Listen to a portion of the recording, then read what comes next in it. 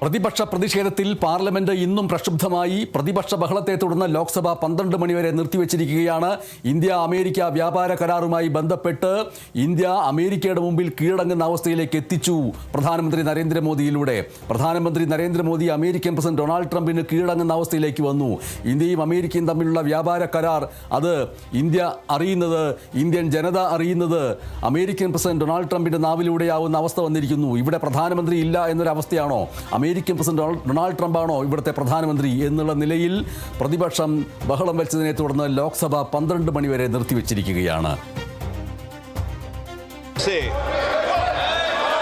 प्रतिपक्ष के माननीय सदस्य सदन में सत्ता पक्ष की बेल तक पहुंचे, ये सदन की मर्यादा के अनुकूल नहीं है और मेरा मानना है कि ये सदन सभागृह की मर्यादा बनाने सबकी जिम्मेदारी है. अगर हम सभागृह की मर्यादा को समाप्त कर देंगे तो सदन की कार्रवाई को चलाना किसी तरीके से कोई भी स्पीकर के लिए उचित नहीं होता. सदन की कार्रवाई आज 12 बजे तक के लिए स्थगित की जाती है. ആന്റണി ജോർജ് ചേരുന്നു. ലോക്സഭയിൽ എന്താണ് ഈ ഇത്ര ഉച്ചയ്ക്ക് 12 വരെ പിരിയാനിടയാക്കിയ രീതിയിലുള്ള പ്രതിഷേധത്തിന്റെ തീവ്രത എന്തായിരുന്നു?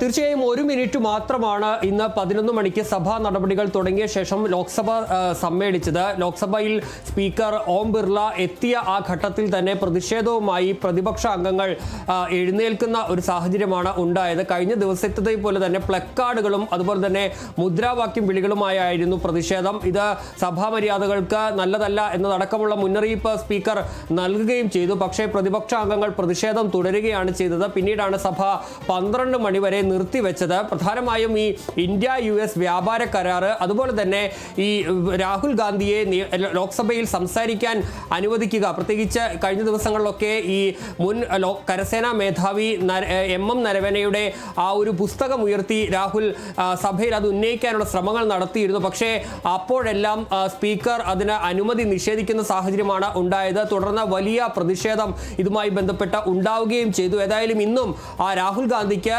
സംസാരിക്കാൻ അനുമതി നൽകുക എന്നുള്ള ഒരാവശ്യവും കൂടി പ്രതിപക്ഷം ഉയർത്തുന്നുണ്ട്. ഏതായാലും ആ പ്രതിഷേധം ഈ വിവിധ വിഷയങ്ങളിലായിട്ടാണ് തുടരുന്നത്. ഏതായാലും ആ പ്രതിഷേധത്തെ തുടർന്ന് 1 മിനിറ്റ് മാത്രമാണ്. ആന്റണി ജോർജ് തിരികെ എത്താം. വളരെ പ്രധാനപ്പെട്ട